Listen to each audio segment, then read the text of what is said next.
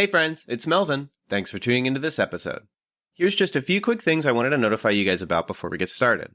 First up, very soon, new episodes will be releasing Wednesday mornings rather than Tuesday. So don't panic if you don't see a new episode on Tuesday. Just wait a little longer and you'll see it in your feed. Second, we've introduced a mailbag.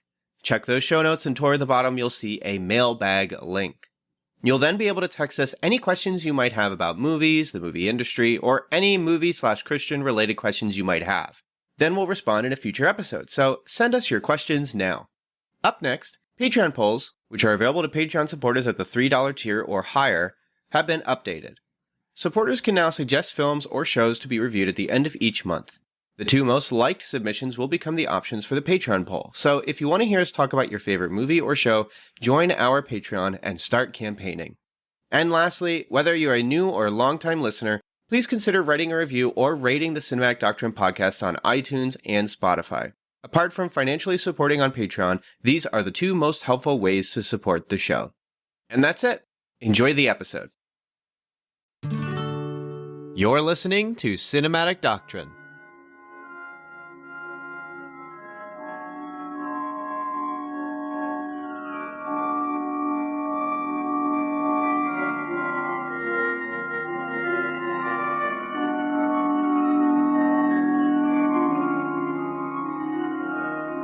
Okay, so if you just press play, you are missing out on 34 minutes of us doing a part 2 discussion on our modesty topic. I started the topic by saying that it wasn't necessarily because we thought we said anything wrong, nor necessarily because we thought we wanted to correct or continue a particular line of thought, but because there's just so much more to discuss. And I proposed we kind of look at and discuss two passages from 1 Corinthians, one from chapter 11 and one from chapter 12. You can hear about those when you support on Patreon for $3 a month, and you gain access to all that uncut content, because if you're listening on a podcast app, you are not actually getting the full episode. There's a full 30 minutes you missed. You're missing out. All the episodes kind of have stuff like that, and you are just absolutely missing out. The discussion also is not necessarily one where we're being prescriptive. We are just talking freely about how we approach these topics and ideas, and you get to hear a bit of how we kind of just process. I think processing is a skill that is very helpful and useful. It helps people not be so, I would say, conversationally intimidating, in the sense that no one's saying, like, we might disagree with each other, but we sometimes just let things slide. And I think that that's part of how you do it, and also that's how you keep a podcast going. So anyway, support on Patreon for $3 a month. You gain access to that. Again, that is a 2-part discussion on modesty from last week's episode and this week's episode. But hey, if you press play, which you did because you're already here, you press play because we're talking about the Haunted Mansion, and we're not just talking about the Haunted Mansion. We are doing a party pleaser on the Haunted Mansion. I think I picked this specifically because they had that Haunted Mansion semi-remake come out this year, but nobody saw it. And then it was just already on our schedule, and I was like, I'm not going to change that. Plus, I have a suspicion that this Haunted Mansion, by the end of the year, will have had like more people see it than the new Haunted Mansion anyway. Because oh my goodness, I do know that this particular Haunted Mansion movie has gotten sort of I wouldn't say like a cultural reevaluation. That kind of makes it sound more valuable than it is. But it has had people kind of give it the light hocus pocus treatment, in that it is a movie that they watched as kids and now they watch it as an adult. And that's it. There's no actual transition in thoughts. There's nothing dynamic to it. It is just a thing. And so it's not a very deep movie, but no, I can see how if you grew up watching it, it could be nostalgic for you. Of which, unfortunately, because of depression and anxiety, I don't remember much from my childhood. But it was surreal watching this movie because I think I watched this a lot as a kid. I'm pretty sure I watched this a lot because there would be scene after scene that I'm like, I've seen that. I know what that is. What's happened? And then like at some point I realized, oh my gosh, this might actually be like the 40th time I've seen this movie, and I don't remember the other 39 at all. So this was a very odd experience. Have you been to Disney World? Have you been on the ride? Do you know? I want to, because I have been to Disney World, and I want to say that I did go on the ride. I just, not because of anxiety or depression, it's just my brain. I don't remember a lot of Is that things. better or worse? I'm I trying to don't figure know. I'm a out. little worried. But I believe I did. You I have believe it. pictures from the trip somewhere, but Quote either Melanie, way, I believe it like I believe in Christ. I definitely went on the Haunted Mansion. You don't think you said that, but that's what I heard. And so that's what I'm going to okay. tell everybody. All right, sounds good. Yes. Short answer. Yeah, I think I've definitely been on it a couple times. I really enjoy it. I am always impressed by it because it is just a showcase of practical effects without like film because you're Hmm. not watching it on a movie. You're literally riding through a ride of practical effects. And I Yeah. just think that that's particularly stellar. Like the idea that theme parks in general fascinate me because it's just people use the power of physics to make people have fun. And so like Hmm. you just like walk around and you stand around unhappy for 2 hours so you can be happy for 9 minutes. And it's like amazing. I love that. But yeah, it's I in particular really enjoy the Haunted Mansion ride. I've always thought the songs are really good in the Haunted Mansion ride. The organ tune is very compelling, memorable. It's transportational. I don't know what else to call it. Like you really feel like you're going into like a Halloween world. Mm. And so it is a wonder of a ride. I have not been on. I believe there's three haunted mansions. There's one in Disney World, Disneyland, Oh no. and one in Europe. I'm not a Disney adult. I am not a Disney adult, so I do not know these things. Yeah. I love theme parks. I'm just not a Disney adult. But I'm pretty sure there's three. I actually think this particular movie is based on the one in Europe. That's why there's some visuals and stuff and particular story beats that were not familiar to me when I actually went on the Hmm. ride. But yeah, the Haunted Mansion ride, it's so important to people as like a It's a fun, classic. exciting experience. And it really is something like it's a good expression of kind of the magic of what makes theme parks so much fun because it's almost unbelievable when you're in it. And then when you learn how it's done, it becomes even more unbelievable. Hmm. This 2003 movie though, a little different. I guess Yeah. we'll get started on that though. Yeah. Where do we begin, Melanie? All right. So you have this beautiful introduction of kind of the credits and like these little scenes of people dressed up at a masquerade party in this beautiful mansion. And while the festivities are taking place, you see like a mysterious letters being written by someone, but you don't know who. And it's being written to the host of the party, but we don't know who that is just yet. But after the host reads this letter, he's just off in a hurry, like something's wrong, and he finds um, the woman who wrote it. But when he gets to her, she's already died. And you saw like her hand kind of drop a drink, so you can assume she was poisoned. And of course, he's devastated. He then hangs himself, or maybe was hung, because again, you just see him from a noose, but you don't know what's up.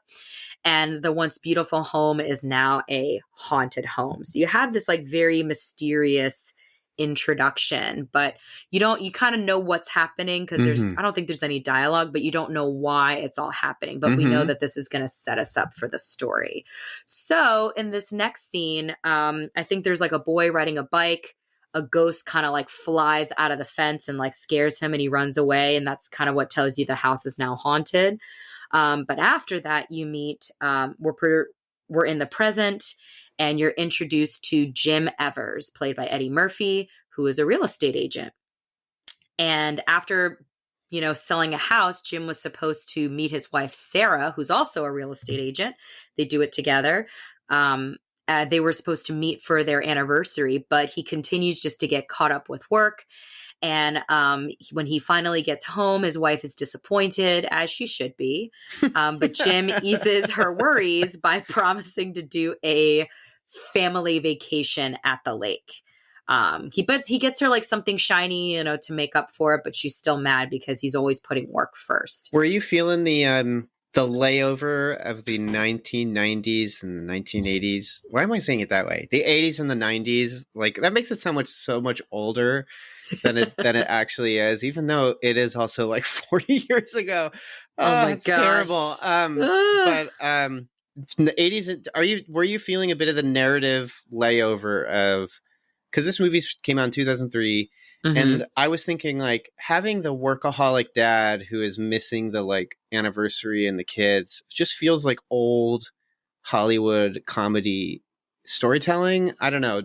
It felt super dated to me. Yeah, I would say the entire film just felt very predictable. Like I had seen a lot of different variations of the same story. But it didn't bother me because if I can walk into a film and just, if I know what I'm about to watch, if there's like this expectation, it doesn't really bother me if it's not like super good. So like when I Mm-hmm. watch Fast and the Furious, I know what I'm watching. I'm not I'm not watching the next like Oscar winning film. Like I definitely know adrenaline rush, explosions, Vin Diesel making his usual quotes about family, so there's Yeah. this expectation. So the Haunted Mansion, I knew it was going to be like a family movie, usual tropes, it would have been nice to see something, interesting or different, but yeah, I kind of was expecting that, but definitely had those like dated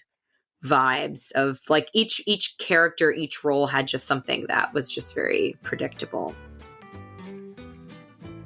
Hey, don't forget, there's a lot of fun content missing from this episode because you're not listening on Patreon.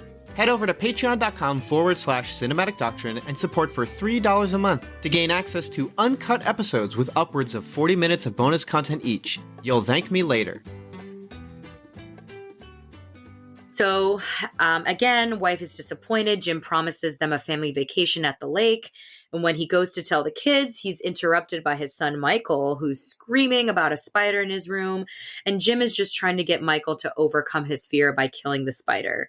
But it doesn't really work. His sister ends up coming in the room and killing it for them because Michael is just very, very scared. He's very fearful. It's hard for him to face up to these things. So, in the next scene, Sarah's on the phone with someone who is looking for a representative for their house. And when Sarah tries to tell them that they're not available because they're about to go on this trip, Jim interrupts her and says, "What do you mean? No, we can totally do it. This house probably has a lot of value, but we'll do it really fast." So Jim and Sarah go to the mansion, and this was supposed to be just a quick little detour before they go on their family vacation.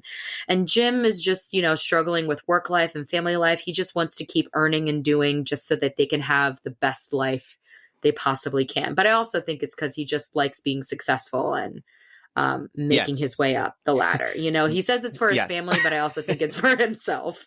Just like all of these, the stereotypical holiday 90s movie with the dad. The final thing is, I'm doing this for you guys so you can live the best life. And the family's like, no, the best life is one we have with you. We love you, Dad. Which preserves the value of the father and showcases the value of family. Interestingly, though, the movie actually does not do that at the end. It doesn't necessarily, it doesn't say it overtly, I should say. Like, they all, everything works out in the end, as all movies do. Movies of this caliber do. Yes. But it was funny that, at the end, let's call it the dynamics of the character that are set up in the beginning are ignored once we get to the mansion. And then it becomes the mansion story, which is more interesting. It's just more fun, really. Like, the movie gets more fun when we get there. But we got to get there first. So why don't we... Right. So when they get to the mansion, there's really no one around, no one to open the gate, and it appears to be locked. But when they look into it, the gate opens. They make their way to the house. They're examining the property. There's a cemetery in the backyard. They're trying to brainstorm ways to twist the value of the house and sell it, try to do it in a positive light. But as they're doing this, the door opens but they're still not greeted by anybody. So they start looking around the house, and Jim is very excited by the prospect of selling this place. And of course, the kids just think it's creepy and it just smells like old people, which I think is offensive to old people. The elderly don't smell all dusty and old. Mold. I don't know. You can't spell mold without old. I sorry, guess, Melanie. But the elderly can smell very nice. The elderly people that I know smell very nice. So anyway, I feel like I'm just like digging the hole deeper and I just need to stop. I just need to put the shovel down. You're closer than I am. I'm that's all. That's all I say. As Jim looks over like the house, they're finally greeted by an elderly man named Ramsley. And he's but he just seems to really only be paying attention to Sarah and is just like completely ignoring Jim. And I'm pretty sure Jim notices, but he's just trying to make a sale on the house. So Ramsley then tells them that Mr. Gracie, who is the owner of the house, the master of the house, wants to discuss his affairs over dinner. Sarah's insisting that they can't stay because of their trip, but Jim thinks like, oh, we can just stay for a little bit longer. Again, he really wants to land this, right, just over some soup, really wants to land this account. Mm-hmm. So they're taken into the dining room and Ramsley tells them that his master will be in shortly. What do we think of the aesthetics of the mansion? I think at this point in the movie, we've seen quite a lot of it. A significant amount of establishing shots. Just in brief, I'll give the descriptions and then I'll let you in. Okay. I don't want to say the words "I will let you answer" because that makes it imply that there's some kind of power dynamic. That is not what I mean. But I shall speak. Yeah, then I will pass you the talking ball. There you go. Go ahead. Put the shovel down, Melvin. Yeah. So for the audience, the outside the gate, it's a very. I do not know the architectural titles for this. So if you've seen the movie, here's just kind of a reminder of what the visuals are. You have a very creepy looking fence that is made of stone. It's very old. I would call it it's not necessarily Victorian, but it's just ancient, old kind of looking stuff. The gate opens and then it's just like not the bayou, but it is very marshy outside in their front yard.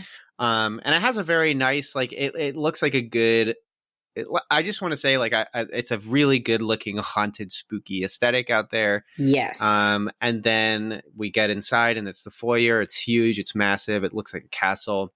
Very layered. Very much a whole lot of depth and setting. And then when we get into the dinner scene, again, we have more high ceilings, wide areas. And most of the rest of the movie feels that way, with some good dynamics to the particular locations and rooms. But by this point, we've already seen a lot. So. Yes. What do you think? How are you feeling about the aesthetics and setting of the movie? I liked it because here's the thing. With a lot of the movies that are coming out now, especially certain just movies involving kids, there's like this very dramatic, real side to it. But then there's also these like family-friendly movies that don't take themselves too seriously. And I like that. I like that the film looked like a traditional, I would call traditional. I don't know if that's the right word, but what I would call like this expected spooky house. So I liked seeing the huge fireplace and the, old dusty furniture and just I liked the aesthetic. I thought it was very fitting for a haunted mansion. It's in the title. You get to see it. And you also get to see different aspects of the mansion. And I kind of liked that as well. But yeah, no, I thought it worked for the film. Yeah, I think maybe not to the degree that the ride obviously has. But the setting here is the most enjoyable part of the movie. It's kind of why the beginning, like when I started the movie, I was like, come on, let's get out of the normal world and get to the haunted mansion, because that's where the fun stuff's going to be. And then once you get there, it really does feel good. It feels like you've been transported, kind of like the theme song, into this entirely different area that's like both existed and does not exist anywhere at all. And that kind of just feels cool to be in. I am a big fan of the haunted, not the haunted mansion, but literally the trope of like a giant haunted house. Mm-hmm. I find homes oddly uncomfortable anyway, not in the sense that like I'm uncomfortable at my house, like a particular style of home. Just the idea of like, if you start thinking about the fact that this is going to get more, not like philosophical, but just nobody owns any. So I'm going to define some very odd things to kind of explain why I find the idea of the house very weird. Okay. And this is just solely because listeners know I am an overthinker. So that is why I get to these conclusions. Away. So, but you have 2 minutes. Yes, I will actually stick to that. I'll try to. Okay. One of the weird things about like copyright legalese and ownership and stuff, the obvious thing is if you make something, you own it. You have ownership of it. And then if you can just prove it in court, then you can really assert it. But nobody owns land. You didn't make that. So like there's always been like a legal difficulty about that. And especially as Christians, we would go, yeah, God made land. And then of course everything has been gifted. Now, of course, God has made everything, but there is an assertion to the like unique nature of which land does not equate to being owned by anybody. And yet ironically, land is the thing people fight for the most. And so like the fact that you can build a home over someplace and say it's yours, and then eventually you'll just die and somebody just moves in. And then there's just like all this life and experience and story that's taken place that you might not be aware of at all. There's such like an infinite oddness to that to me. And when you have just a giant house like that, it kind of builds up to that. One of my favorite parts in the book House of Leaves is a moment where the character, it's a horror story, kind of. It's more of like grander, but there are parts of it that are horrific. We talked briefly about it in our Skinamarink episode where we talk about internet horror. But one of the creepiest parts is the character is reflecting on like when you're in a place, in a location, you can hear everything. But he was becoming very upset and uncomfortable about what might be in the places where he cannot hear anything coming from. So he would like, it causes you to think like if you close your eyes, you can still you still have a sensory awareness, but then you start to realize as noises are sourced in certain locations, and then there's all this dead space, and it's like, well, what's over there? And that kind of just, all that weirdness, I think, culminates into the home where like I'm in one room and I can have an awareness of what's happening in this room, but like there's other rooms. What's happening in the other rooms? It's probably why Skinamarink in general was also a very upsetting and scary movie for me. Yeah, I can see that for you. So yeah, especially when that movie's like you're in the room, but we're only going to look at the corner in the ceiling, and you're like, oh, okay, right. I have no information. Yeah, so just in general, when you then add in the flamboyance of now I'm talking about the actual ride Haunted Mansion and the movie Haunted Mansion. When you add in the flamboyance of the overly decadent architecture, I feel like I'm using a lot of big words that I'm not using correctly. When you have just a lot of big flashy architecture and you add in some cobwebs and some dust and a couple ghosties, boy, am I having a good vibe. Oh, good. You may not know this, but the easiest way you can show your support for Cinematic Doctrine is to rate and review the podcast on iTunes, Spotify, or wherever you listen. So press pause and share your thoughts. We'd love to hear what you have to say. And then press play again so you can hear the rest of the show. So, they're waiting for Mr. Gracie, and they're taken to the dining room. Ramsley says he'll be there shortly. He finally appears, Mr. Gracie, and it almost happens like out of nowhere because, ooh, he's a ghost. But anyway, and he introduces himself to Sarah. Again, lots of focus on Sarah, not so much on everybody else. Mr. Ramsley then tells them that dinner is ready, and again continues to ignore Jim and is really only addressing Sarah as well. And over dinner, Mr. Gracie tells them about the house, continues to give special attention to Sarah, putting out the vibes that he's into her, which is inappropriate because her husband's right there. And you can tell he's uncomfortable, but he's just choosing to ignore it because, again, he just wants to sell the house, which is weird. I think if that particular comedy beat, which they do play that drum a lot, if they had played that at least a little better, I would have found it way more funny. But okay, it is definitely funny as a, like, you know how there's certain movies that don't make you laugh in the moment, but when you talk about them with friends, they're just the funniest thing in the world. Yes. That's kind of what this particular story feels like to me, where I'm like, isn't that weird? like why did you put that in there? Like, it's super, super weird. Like in front of the kids and everything. And like, just, I know. I'm like, what are you doing? It's so funny. Awkward. But yeah, when I was watching it, like, it was just like, it was the equivalent of... And then she looks like flattered almost. Yeah. Like you would expect her to like have this look of like, dude, that's weird. But she's just like, no one can see my face, but just like this look of elation. Yeah, Almost. like It's like it's minor not like elation. she's excited, but you can tell that she's Awareness. flattered. Like she Yeah. knows he's given her the looks, which was, yeah, that was Which weird. I would say, like, the movie opens with saying that in a very kid-friendly kid movie way, that their relationship is on rocky ground. Like, he is not a present husband and stuff. But they just don't Right. showcase, like, I think the movie has a problem with showcasing information in a way that it matters. So that, like, when it adds this plot device where the wife is being wooed by this other man, like, it doesn't come across, it never really comes across in the way that you think it's supposed to. And that's not to say that it's supposed to come off uncomfortable. It just seems like there's almost like an idea that I feel like I don't know if the people making the movie know what the movie's about, which is really weird. Yeah. But it's more like, it feels like you're playing with tools that you don't know the instructions for. Yeah, like you're not really sure how you want to use it. But again, I mean, But it I is really think the funny. story is, I think that scene was just kind of weird, but it is just simple. Like again, even if you think it's weird, you know what's happening, you know where everyone stands, and there's just it's a very easy read. So, but anyway, Mm-hmm. so back to the story when they're having dinner, trying to have this conversation. Jim's trying to sell the house. Ramsley informs everyone that the road is flooded, and Mr. Gracie then insists that they stay overnight. And again, many creepy things are happening, but Jim just seems to be oblivious to it all. But they try to say no, and they're like, no, you have to stay. We insist. So Ramsley shows them to their rooms, and it's in the room that Sarah and Jim have a fight over their canceled plans.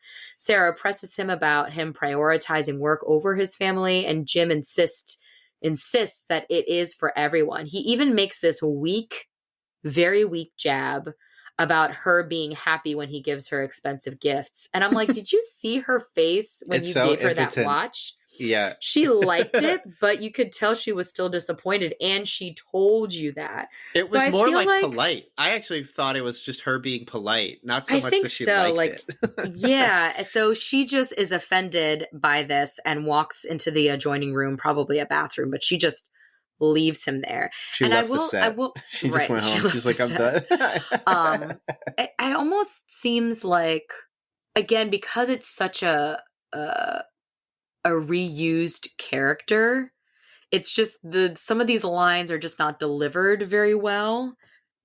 So even his jab about, oh, but you don't complain when I give you expensive gifts, it just seems such like a weak argument. I don't even Yeah. feel like he really believed it. So it just kind of made the scene fall a little flat for me. Oh, yeah. There is no drama in this movie. It is. Yeah, whatever drama's there is kind of just like, yeah, fluffy. But Mr. Ramsley then appears out of nowhere and tells Jim that Mr. Gracie wants to speak to him in the library. So they get to the library. Jim and Ramsley are talking to one another about Mr. Gracie. Jim just kind of wants to know a little bit more about him. But in their conversation, Ramsley, quote unquote, confides in Jim and says Mr. Gracie is not well and that he needs to leave this house so that he can move on. So being very cryptic and mysterious. So Ramsley leaves Jim in the library. We're assuming he's still waiting for Mr. Gracie. Jim accidentally activates a secret door, and while investigating where it might lead, the door closes behind him and he's locked and he doesn't know where he is or how to get out. The next scene we have is Michael and Megan. That's the name of his two children. And Megan is older than Michael, I believe. So while they're spending time in their room, there's like a mysterious ball of light that appears. And we assume it's a ghost of some sort, but anyway, we're not sure. So when the ball of light floats away and out of the room, Megan, being her adventurous self, wants to investigate. Michael initially doesn't want to, but then he doesn't want to be left alone, so he follows her. And then we cut to a scene with Sarah. Sarah is looking for her husband. When she finds the maid of the mansion, the maid looks very nervous and just runs away from her. So Sarah goes to follow her, but the maid disappears. Ramsley, again, then just appears out of nowhere and shows Sarah to the library. But instead of finding her husband, she finds Mr. Gracie. They begin to chat, and when she asks him why he's selling the house, Mr. Gracie says shares some of his memories of this place, but how there are memories that are too painful and he just wants to leave it behind him. He then walks her around the mansion, kind of telling her about the place, how it used to be filled with dancing and laughter. And then he alludes to how it all ended when someone that he loved very dearly, a woman named Elizabeth, passed away, and how she now haunts this house. So now we're kind of remembering the things that happened in the beginning. We're starting to put all the pieces together. I kind of put all the pieces together by this point, and a lot of the things that I thought were true kind of just happened. And that's what I mean. How Have you like the never movie seen this is one? very. Is I'd this never actually your seen this first movie time? before. Oh, It was my I very didn't know first that. time. But yeah, it was very predictable. But I don't think in a bad way. It didn't take away from the film in any way. The Haunted Mansion is inoffensive. Yeah, no, I don't think it's very. And in that offensive way, at like all. it kind of makes it enjoyable to watch. Yeah, no, I think it's just a really cute kids movie. Enjoying this episode? Grab that share link and tell your friends. Word of mouth is the most effective way for a podcast to reach new listeners, so don't be shy. Share the episode wherever you can. After that, we're back to Jim. He finds his way out of the dark corridor, but while he's walking around, he finds a door that seems to be breathing. It's expanding and contracting, and he just rationalizes it that it's termites. But he proceeds to then open the door anyway. And so the next scene that we have is of his children, and they're continuing to follow this ball of light. There's these really, what I actually did like were these interesting transitions. So like as Jim opens the door, we actually see the door opening, and it's Megan and Michael. So it transitions to them opening their own door after following this ball of light, how it leads to a staircase to another room. And as they're doing this transition, we're transitioning back to Jim, who's opening another door, and he sees this old phone ringing. And when he answers it, it's Ramsley. He then hangs up on Jim. I guess he just wanted to make sure that Jim was where he was supposed to be, or where he wanted him to be, and Jim is super puzzled. He then turns in the room and sees a mirror, and in his reflection, he's a corpse. He's a dead person. He's a dead person, so he screams, he ducks down. When he comes back up, his face is normal in the reflection. So lots of freaky, spooky things are finally starting to take place. Yeah, I think that's this particular part of the movie is probably the most, if I do remember correctly, and I do not most of the time, when it comes to being a little Babbermel. I think that, the one with the beard. I think that I thought this particular part of the movie was the most fun. I liked spooky things as a kid, even though I didn't necessarily I wasn't allowed to watch a lot of horror movies, but I was allowed to watch like this and Monster House and a couple other things. I love Monster House. It's still good. But this particular part, where all three characters are kind of exploring different directions throughout the house and finding out new things, first off, showcases that the set direction, set design and everything, they really went hard. They did so many different locations. They had so much dynamic shooting to each of them to give them a lot of, I never felt bored no matter where we were located.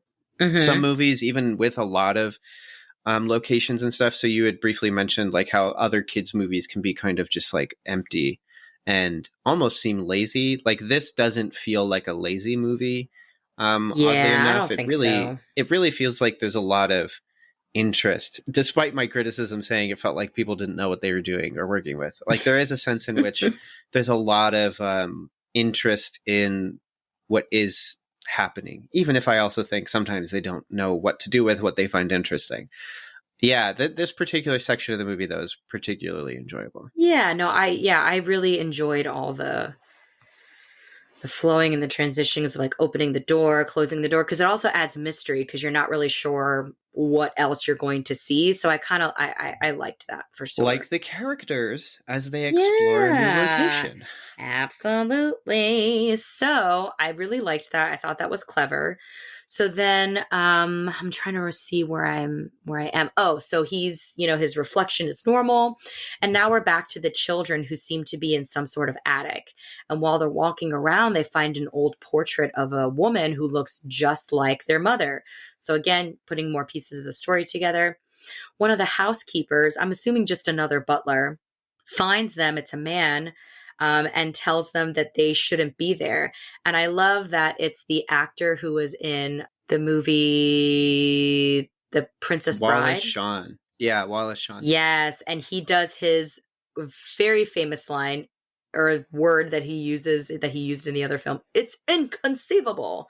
So Does he of course say it? I didn't even know. He does. So I knew that must have been a plug for The Princess Bride, and I loved that. That definitely, they got points for that from me.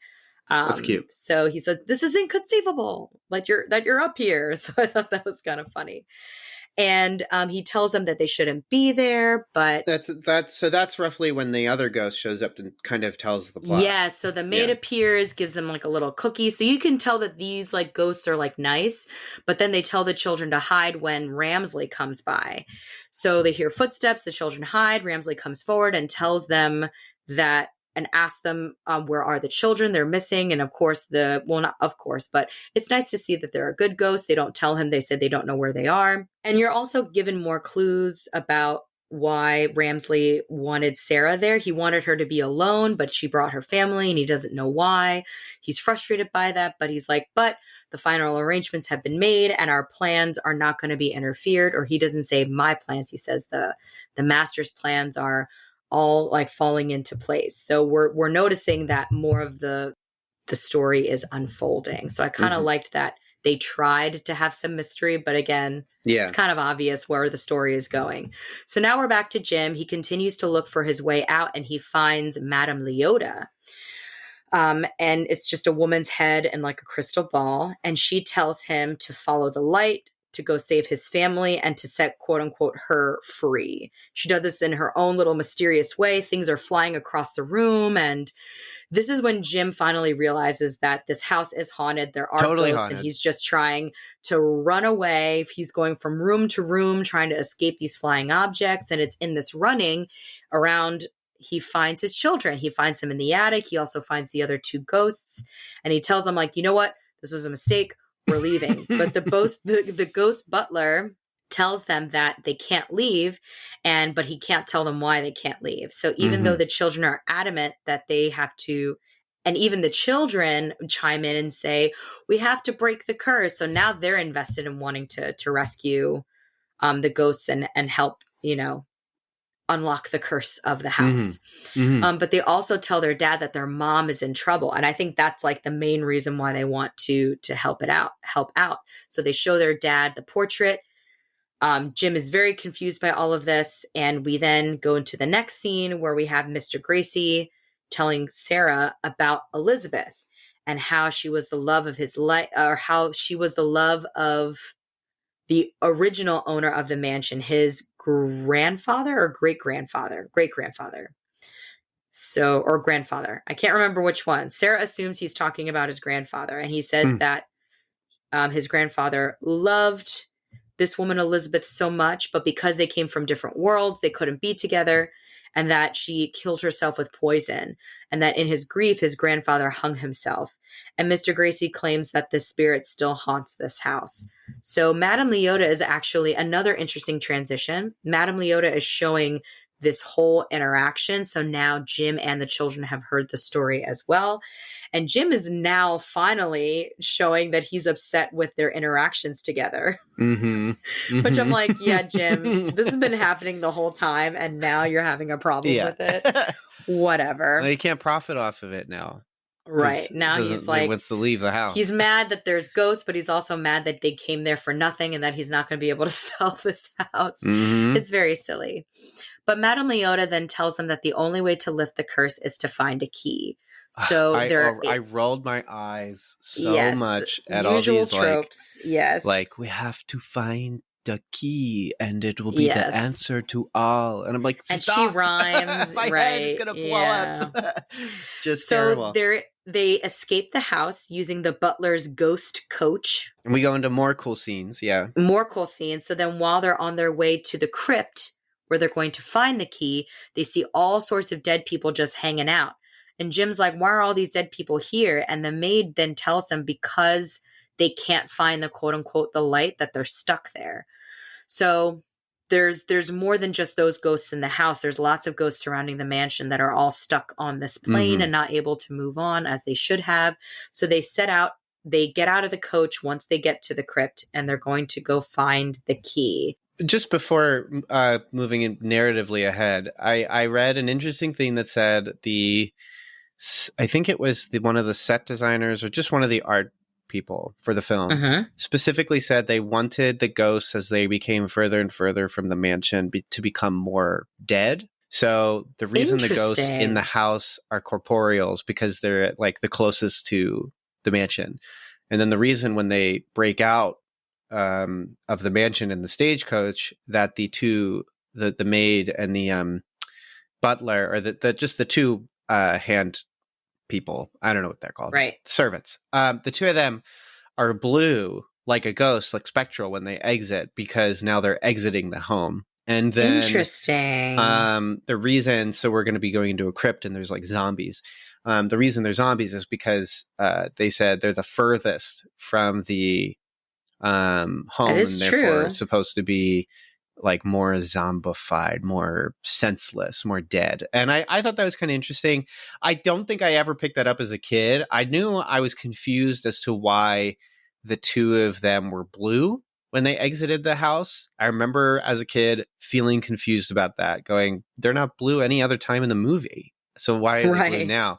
Why are they blue now? Yeah. Especially because there's no other characters that exit the house to showcase this transition. And therefore, like, to say that there's a, let's call it like a reason. I don't know what to call it. Just there's nothing to tell me there's a like a rationale for it. Yeah. So that was super confusing. But to read that was kind of interesting. And then the second thing is there's just some fun hijinks. And I also thought that this is the scene that feels the most like they're trying to recreate a sensibility of the ride, in that, like, they're on the stagecoach looking towards just a series of ghostly spectral events that are kind of just silly and fun. Because ghosts, like, I guess you'd just get bored. Like, what are you going to do? I guess, like, well, I can't you're die. Just hanging around all day. You can't really do anything. I can't eat. I can't drink. I can't do anything. So I guess I'll just do nothing. So, and then of course at the end they pick up some hitchhikers, which of course is the way that the Haunted Mansion always ends, and is very fun. But I liked all this stuff. That was cute. That's all I have to say. Now that we're out of there and into the crypt. So and I did like that scene, just kind of seeing the other ghosts as well. Yeah, they're all fun. And just how they looked different. But yes, ghosts are cool, guys. They're so fun. They're just so cool. This is one of those other things you're saying that you don't agree with. What, ghosts? I think ghosts are cool. Like in real life? I don't think ghosts are real. I don't think they're real. I just think they're but you mean like in movies? Okay, so here's an interesting discussion. Do you think in any capacity, and we're going to have this, it's October when this episode goes up, so it's time. I'm not ready! Go ahead, I'm sorry. For October, for life, or anything? No, for this conversation, but go ahead. The second you were born, your baby Melanie was screaming, "I'm not ready." That's what and it's never stopped. That scream has continued on. I guess not. Hey there, listener. Want to influence the podcast? Head on over to patreon.com/cinematic doctrine and support the show for $3 a month. In doing so, you'll be able to vote on a movie poll that picks a film we discuss each month. So jump on over there and have your voice heard. Do you think ghosts are real? If not, do you think it's possible some sort of ghostly apparition could exist? Genuine question. Think about it. I know that I don't know about ghosts like in how movies in the world talk about them. I'm pretty sure that's not how it works. I do know that I do believe that and I know we're being silly, but it's also interesting. It's October. Yeah, like, embrace spooky. Yeah, it is October. So this is what I will say. Because the Bible talks about demons existing, I do believe that demons exist, but ghosts, not in the way that they're portrayed in films, is something that I would say is like real. But That's all I want to say, because that's really all I have to say. Tune in for a future Patreon discussion, which But that could yeah, actually no, be kind of fun. I would be willing to talk about it like at a later time. But in short, that's what I would have to say. Yeah, as far as I know and have thought about it, because it's just an interesting thought experiment. I don't think ghosts are spirits in the sense that they're the human soul lingering on the earth. I do not think Yes. that at all. Right. Do I think that there could be things that I can't see existing? Yeah, in theory, I guess, but I don't know if it would be something that's like corporeal. Or humans are the only thing created in God's image. And so you would have to first define what it means to be made in God's image that is unique to humans as creatures, apart from other creatures, because ghosts could not manifest the same qualities as that. Just like in the case of aliens, I'm like, yeah, I guess aliens could exist, but they'd probably be like bugs or like animals, but they wouldn't be like humans, because humans are made in God's image uniquely as opposed to all other creature in creation. And so when we think of like things that are like, I guess you could call like cryptid type stuff, like ghosts, skinwalkers, all those creepy things, Bigfoot, Mothman, they're all silly because like Mothman's probably just a barn owl, because I don't know if you've seen barn owl wingspans, but they're massive. So if you had that coming at you, they're huge, like oh my the goodness, size of I'd like be so two scared. adults spreading their hands out, and their eyes are so wide so they would glow depending on whatever light source is there, because it would catch inside the eye and bounce back. So it looked like something with glowing eyes is flying at you. So but yeah, in the case of like, because you're goofing on me saying this is something you don't believe. I think ghosts, in the sense that ghosts are like non-human thing that I can't see having influence, could exist. But also, does that matter? Not really. I don't think so. I don't think if it was like a creature like any other animal, it wouldn't change my day to day at all, because there are many animals I don't know exist that function and are weird, that I keep learning about all the time because the internet tells me that they exist, and I just have to believe it because I don't have enough information to know if it's true or not. But the idea of like your aunt who died is in your house opening your door telling you that they're there. No, honey, that's not how it works. That aunt is either in heaven or hell, based on the criteria laid out by the scriptures. And your door is probably opening because it was installed incorrectly and your house has a draft. Yes. Just have an inspector come by and check it out. Also, if your basement makes weird noises, it's probably just your heater. That is my TED Talk on ghosts and ghouls. Haunted Mansion, where are we? We're in the crypt, right? Yes. So we are in the crypt. So do you think zombies are real? Melvin, I'm moving on. Do you think children are real? What about spiders? So Jim and his kids are having a funny interaction with this like barbershop quartet of like these stone like statues of different men's like heads. Yeah. But eventually Megan finds the crypt using her, and I loved this, using her 3 years of Latin. Yeah, she's like 12 years old. Yeah, Dad, you said that I wouldn't be able to use this. And I was cracking up. I thought that was funny. Anyway, so she reads the warning, beware all who enter. Here lies the passage of the dead. And Michael, of course, hearing that, is too scared to go. So Jim tells Megan to wait with her brother.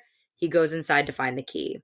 Jim seems to be a little bit lost in the crypt, but Megan follows him, saying that her brother is fine outside, and she remembers all the details about which coffin to look in. So they find it, but a little side note, while they're opening it or looking for it / opening it, Megan tells her dad that or they get into some kind of conversation where Megan alludes that all of this is basically her dad's fault. But he says he's just trying to give them a better life than he had. But then she's like, but how was your life that bad? He's like, no, it wasn't a bad life. So she's like, well, then why are you doing this? Yeah. And I loved that because it's a good interaction. Yeah. It's a good interaction, and it reveals how a lot of this really wasn't about his family. It was about him wanting to be successful, him wanting to do more than he thought he could. But anyway, so they finally get the key. They finally find the coffin. They open it up. There's a dead body in there, or there's a corpse in there, and then it has like a key.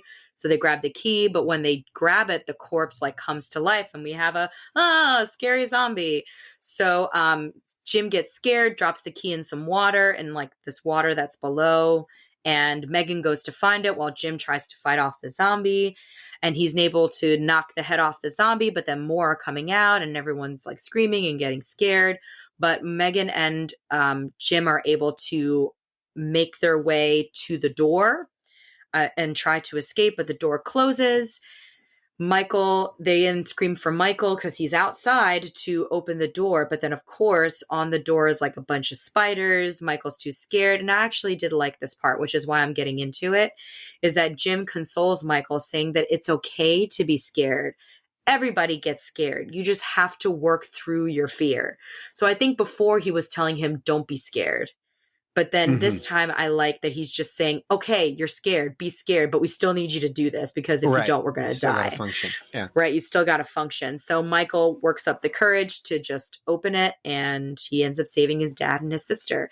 And so this was like a really cute interaction that I liked. Yeah, it's a good scene that combines the excitement of movie making with special effects, led by Rick Baker, who has basically at this point been doing it for like 30 years, 40 years.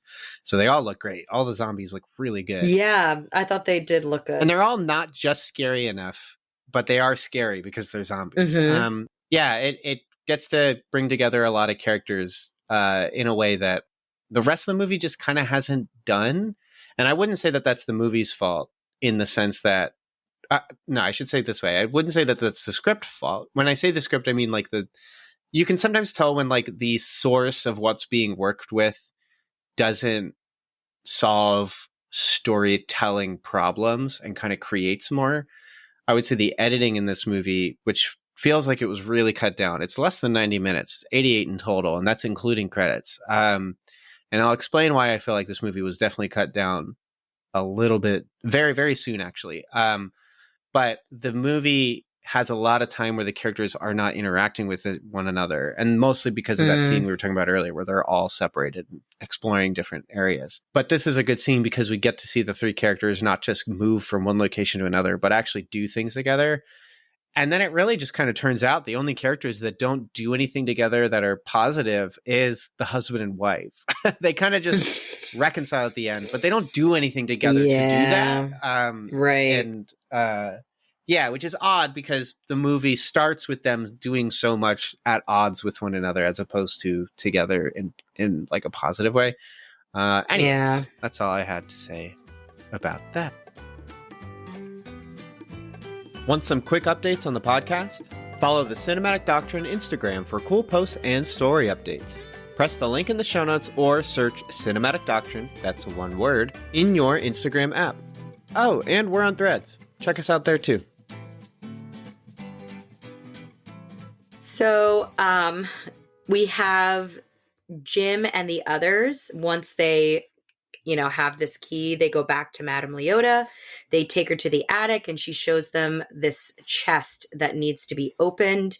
She then tells them that something inside must be read out loud. So as Jim looks in the chest, he finds a letter that was written by Elizabeth. And in the letter, Elizabeth says that she loves Mr. Gracie and she can't wait for them to start their lives together. So this leads them to believe that she didn't kill herself. And if I may, I took a photo of the letter because what he says is super short. But the letter is kind of long, and I was like, that's not what the letter read, or his letter said.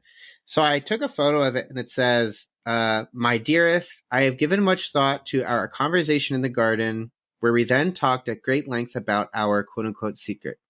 My dear sweet Edward, you see only the good in the world around you. You give me strength to give you the answer you asked for. And then this is what he says in the movie. He says, yes, my dear, I will marry you. I will love you for all eternity. And tonight, at last, we be together. I do. Forever yours, Elizabeth. So I'll just briefly explain the rest of the scene, and then you can continue afterward. But I'll explain it because then I have a thought that I wanted to share that I had while watching the movie. And so basically, he reads the letter, and then Ramsley shows up and says, it was me. Oh, well, he doesn't say it. Eddie Murphy turns around and is like, it was you. And Ramsley's like, yes, of course it was me. I was the bad guy. Look at me. I'm colored red. I'm basically Right. painted red bad guy in this movie. He says, yes, I killed her. I killed Elizabeth. I poisoned a drink that I gave to her because Edward was going to make a mistake in running away with Right. her and this and that and whatever. But then I thought, like, wait a minute. But the note kind of alludes to, I feel like, a little bit more than just they're going to run away together. Like, narratively, it seems a bit more pointed about it. Like, I don't know. It just felt like there was more. And then also, what Hmm. Eddie Murphy reads isn't the letter, even though they showed it to us. So, as an audience member, you're going to go, that's not what the letter said, even if it's the first time you're seeing it. And then also, it just sounds like it was cut short. So, I was like, what could possibly have been taken out of the movie? And then I was just thinking about how the movie is the Haunted Mansion is a property that is colorless because it is a literal theme park ride, but Hollywood is very white focused. And so to cast an all black family in a haunted house children's movie in a genre that is also not known for treating non-whites very well, because it is a horror movie, it's just a very family friendly horror movie. I had this assumption that it felt like this movie was also going to be used to kind of make a point. And there is also this sense in which it's a very rich old man, a very rich man owning a house that's several years old, wealthy. He had fallen in love with a colored woman, and then now, like, this black family's coming in. The butler calls him master all the time, and then the butler wanted to preserve the wealth of the family, and so he kills this black woman that the man is in love with. So I was like, was there like a whole through line thematically to kind of talk about and utilize the conversation of race to tell this story? And then I was like, that would have been actually really interesting and actually kind of been a fun way to talk about, like, just thematically to like, what is the ultimate premium ghost of the United States other than it being baked in racism, in the sense that, like, you cannot escape it no matter where you go. And so to then have a movie about ghosts that won't pass on and Mm. never, and so, like, to me it just seemed like that all fits together, especially when you do see that old wealth is baked in racism, the exploitation of other people that are deemed less so that you can make more. I just was like, it seems like they did all that and then went, oh, this could be a bad idea, and then cut it all out, and then decided to, like, trim it, and then just run with it. And then the last thing that made me think that this was the case too is every time Ramsley says that they were going to run away together, he says it at least twice. I rewound the movie. He says, I had to stop you, Edward, because you were going to run away with her. He says it later in the movie to Edward. And then in this moment, he says to them, telling them the plot of the movie, that they were going to run away. We don't actually see Ramsley say those words, which leads me to believe that they may have just called Terrence Stamp to say, hey, can you just come back into the sound booth, record these quick lines saying that they were going to run away, and then we can replace the story to say that they were just going to run away with, and therefore the money would be lost because he was leaving. Because also, like, I just feel like the fact that it's a story about older people would make that particular relationship between a white man and a black woman much more considered. I don't mean salacious isn't inappropriate. It would just be considered salacious. It would be like, oh, that doesn't seem right, especially if it's supposed to be 3 generations ago. And that's like, that's more than 2 generations ago, and 2 generations ago, and even 1 generation ago, you could say have, like, way more racism baked into it. So I don't know if you had any of those thoughts while watching the movie. I thought that, but that was just something I wouldn't say I read from the movie, but I was just really curious about, because there just seemed like there was something missing in the movie. And I could not find anything that said this. I didn't see anything on IMDb or Wikipedia. Unfortunately, I did not have time to explore elsewhere, like into the blogosphere. But what do you think? Yeah, I'll be honest, I didn't have that thought when I watched the film. I didn't think of that as a possibility. I mean, I think when you watch any film, there are a lot of different assumptions you can make about the story or what certain things might mean. But yeah, I mean, sure.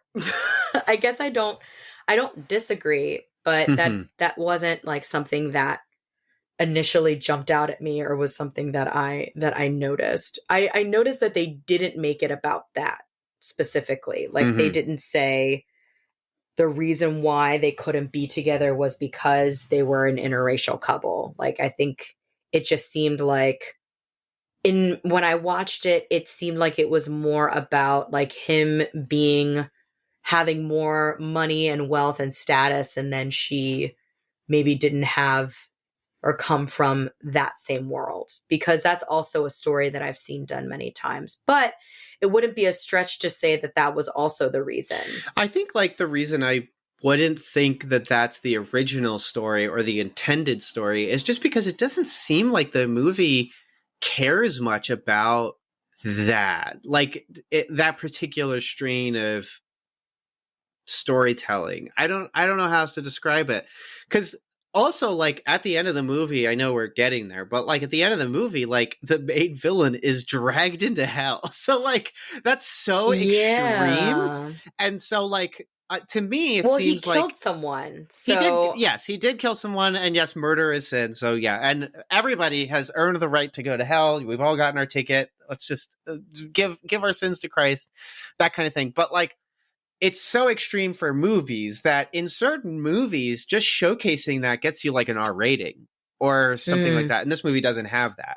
So like it just and I thought that as a kid, I was like, he's getting dragged to hell. That's crazy.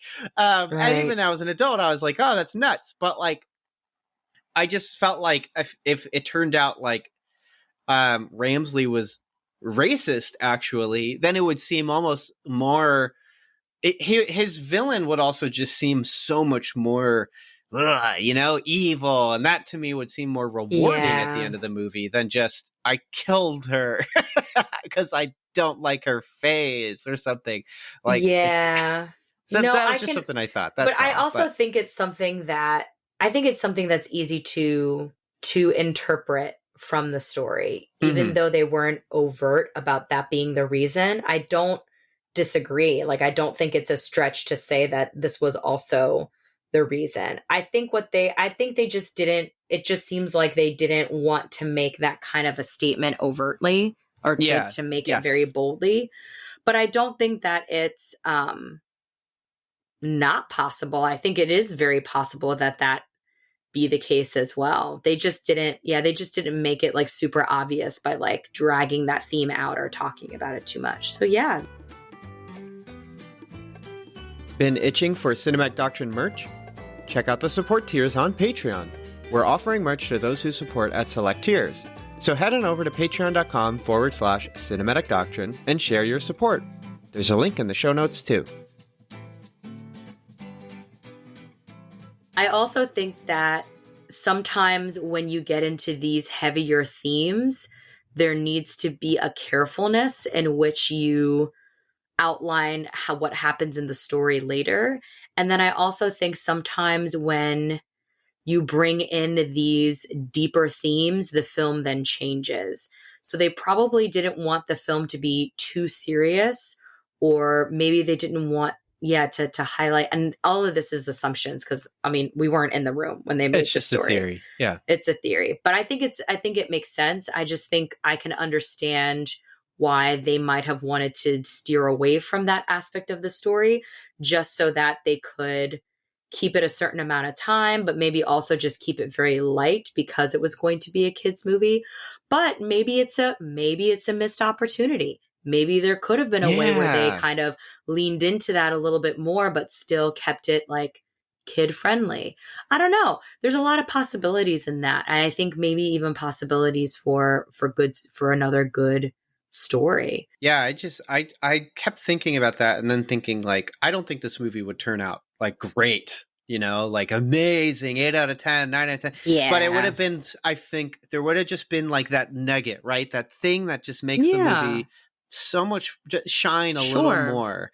And in that way, I feel like it could also it would have converted the movie from just being popcorn fodder and kind of fun to have on in the background because it's spooky to like Mhm. something like where you could think back on it and go like that was actually trying to tell me something about something, which to me is it doesn't have to be a mature drama of like tears and everything to tell me something interesting. And so I just found that kind of compelling. But yeah, anyways, that Yeah. was my theory that I kept thinking of Oh, since I saw okay. this movie. And I just thought that was so fascinating. Yeah, no, I think it makes sense, and I don't think it's a stretch at all. Mm, But yeah, so back to the movie. yes.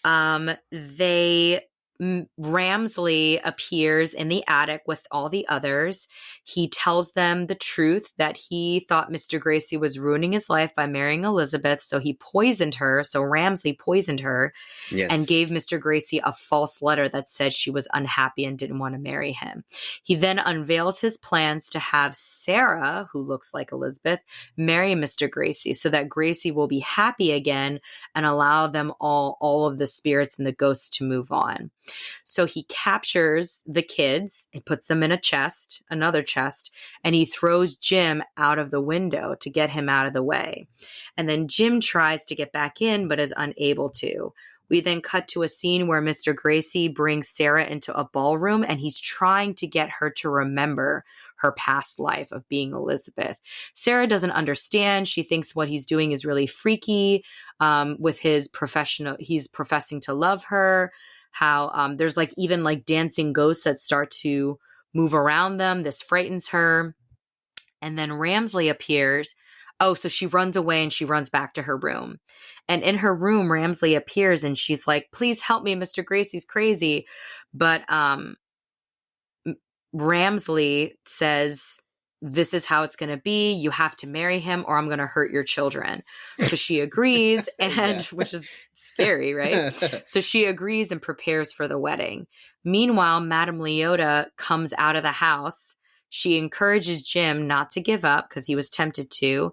And Jim even admits that this trip everything was his fault and that he feels guilty for going back on his promise.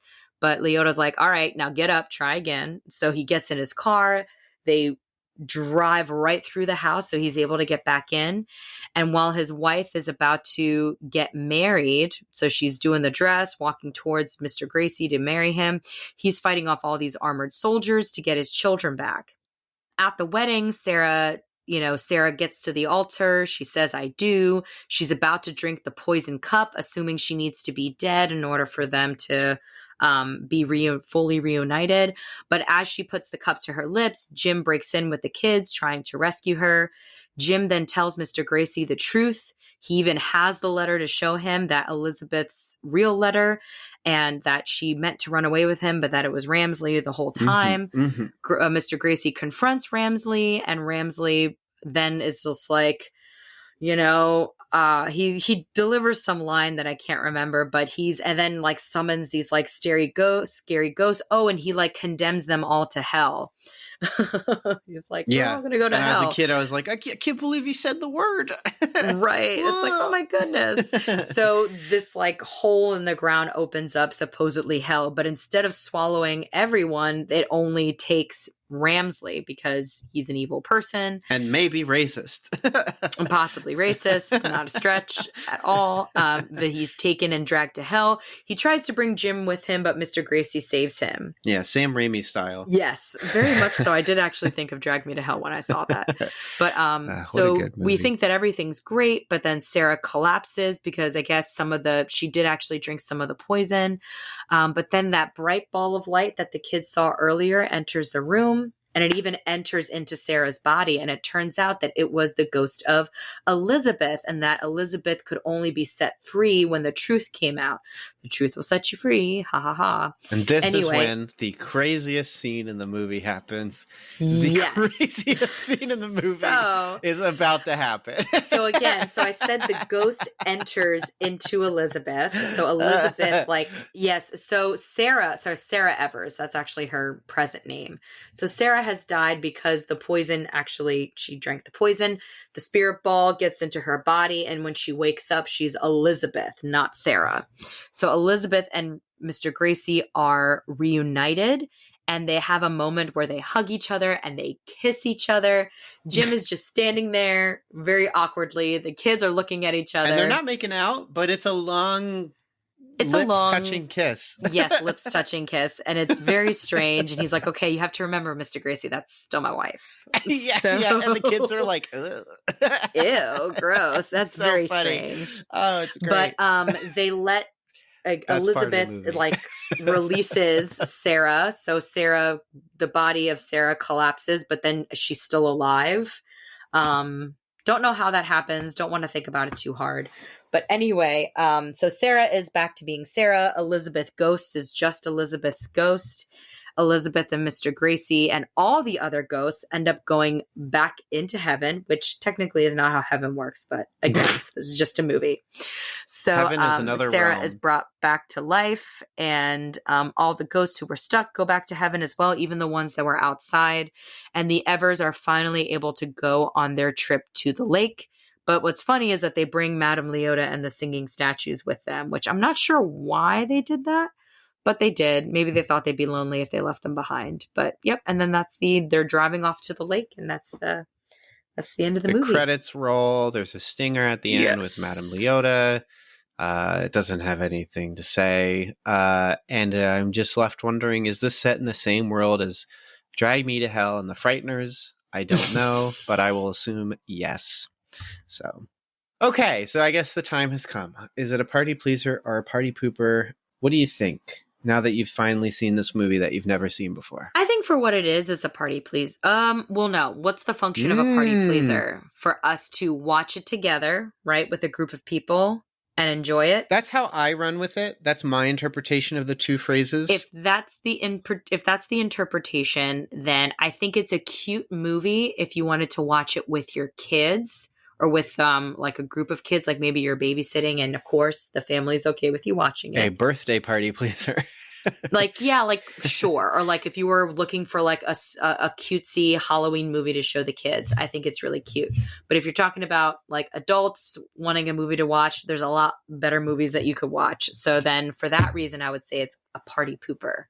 But I think it'd be success if you were with like a group of kids. Gotta pick one. I said party pooper. Oh, okay. Okay. Committed to party pooper. So I am committed to party pooper. I think it's cute for children, but wouldn't be like a party for adults. I would say it's a party pooper because I don't think you'd enjoy it that much. Under those two particular examples, a kid's party, Haunted Mansion's good, and an adult's party, Monster House is a good kids movie that is a horror movie because it's also like genuinely funny. Written by one of the guys that did would later do Community and stuff like that. So it's got some really good humor. But we're not doing an episode of Monster House. We're doing an episode on Haunted Mansion. I could say that if you were having a party where instead of putting music on, but you just had some movie on the television, that is the specific criteria that I would recommend Haunted Mansion. Yeah. Because like, you're not going to really watch the movie. You'll make some jokes about it. You'll probably talk about, like, if you're millennial or zillennial, you'll talk about how you grew up watching the movie and your favorite parts. You'll get some really great laughs, I think, in a group about the whole, like, Eddie Murphy cuckoldry thing. Like, that is objectively very funny to think about because looking back in the context of it being a kid's movie, like, kids movies have the notorious problem of having jokes for the parents that are like oftentimes really inappropriate, like Angry Birds. That was like shocking. But like Haunted Mansion, like that particular joke throughout the movie is not really even, I would say, inappropriate in the sense that it's so weird that it like just becomes like almost like 4D chess kind of humor. So like in that way, like I do think the Haunted Mansion actually kind of functions as a party pleaser to me. I think it'd be kind of fun. So I think we're on opposite ends on this one, but I think it's I think it's a Haunted Mansion. That is exactly what it is. It's a Haunted Mansion. I think it's a party pleaser. I think this could genuinely be kind of fun to watch with friends. Will I ever show it at one of my parties? Maybe not. No. Because unless I do like you won't. Actually a future one where it's like kids horror movies could be fun. I already have Monster House as the second one. I'd have to find a third one. Spookly the Square Pumpkin. That one could work. Spookly the Square Pumpkin slaps. That one's great. Goodness. But I've never seen it. It's It's so weird. But one of the songs is really, really touching. It, just like in Okay. the Barbie movie, it's like a song where it ends and you'll be like laugh crying because you're like, Okay. you're so offended by how it touched you. It's amazing. In only the right ways, not the wrong ways. You may not know this, but the easiest way you can show your support for Cinematic Doctrine is to rate and review the podcast on iTunes, Spotify, or wherever you listen. So press pause and share your thoughts. We'd love to hear what you have to say. And then press play again so you can hear the rest of the show. Okay, I guess we'll go on to our last thing. What's our recommendations before we close this one out and go sleep? So I would actually, because I still think it holds up and I do still think it's really cute, I would hold another kid's ghost movie, Casper, the 1995 film. I grew up watching this. I think it was also, Casper was also a TV show, Casper the Friendly Ghost. I think so, yeah. But it's a story about a young ghost who peacefully haunts a mansion in Maine. But when a specialist, James Harvey, played by Bill Pullman, arrives to communicate with Casper and his fellow spirits, he brings along his teenage daughter, Kat, who's played by a very young and adorable Christina Ricci. Now, Casper quickly falls in love with Kat, but their budding relationship is complicated not only by his transparent state, but also by his troublemaking apparition uncles, his ghost uncles, and their mischievous antics. So there's a couple of different stories kind of happening. And there's even a story that they don't mention in the synopsis that I read. But you basically have a woman whose father passes away and leaves her this estate.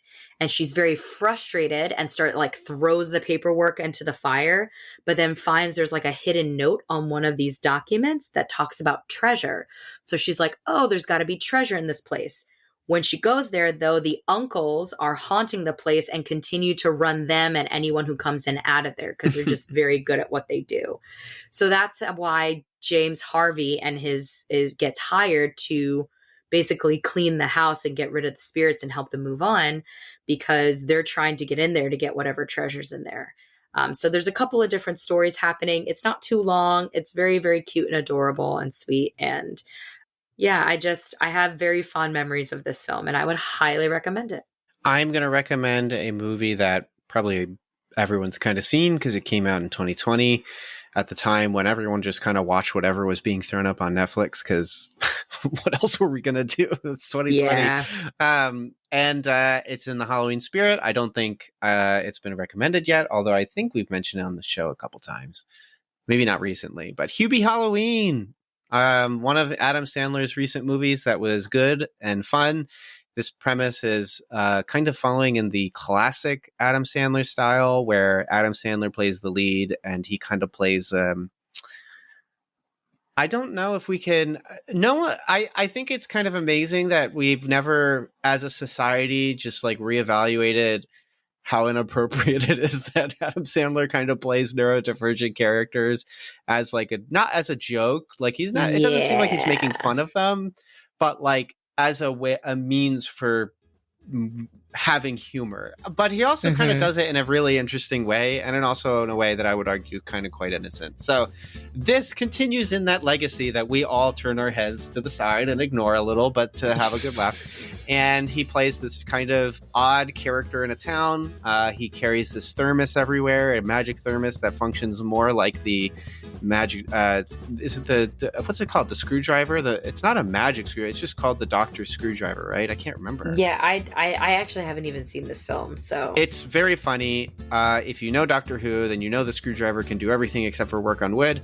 And this thermos is amazing. You'll see the wonders of the thermos, and I want it. By the time you enter the movie, you're going to want this thermos.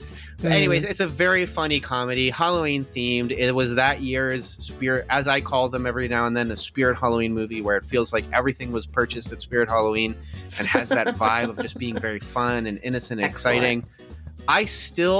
My wife and I still mention jokes from this movie, and we've only seen it one time, and it was that time, and I'm probably going to watch it again this year. It is very funny, and some of the jokes are just so good. Great setups and payoffs. Check it out. It has that vibe with the Halloween time, which we all know and love. Also, lastly, it is an adult movie. It's not very inappropriate. It's PG-13, But I would say teen or older teen if you're watching with a family. I'm only saying that specifically because we just talked about a kids movie, so I want to make that clear. I'm not recommending another kids movie. If you actually want to do that, I'm not putting it in the show notes, but Monster House is pretty fun. Yeah, I've heard that's really good. Yeah, it's pretty good.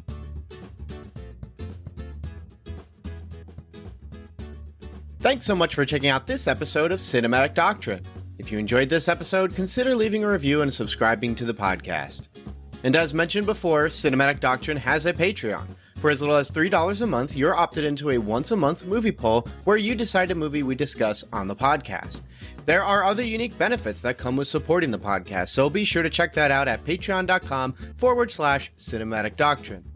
A special shout out to those who support at the Art House Theater tier on Patreon. Thank you so much, Mom, Dad, Melanie, Shirley-Ann, and Thomas. You guys are the best, and your continued monetary support is greatly appreciated. Until next time, stay cool. Want some Cinematic Doctrine swag? You're in luck. We've got 3-inch Cinematic Doctrine logo stickers exclusive for Patreon supporters. Perfect for your travel mug or laptop. Head over to patreon.com/Cinematic Doctrine, link in the show notes, and choose the independent theater tier. Doing so will net you other perks too. But let's be real, the podcast stickers are the coolest perk. So get yourself some podcast stickers by supporting on Patreon.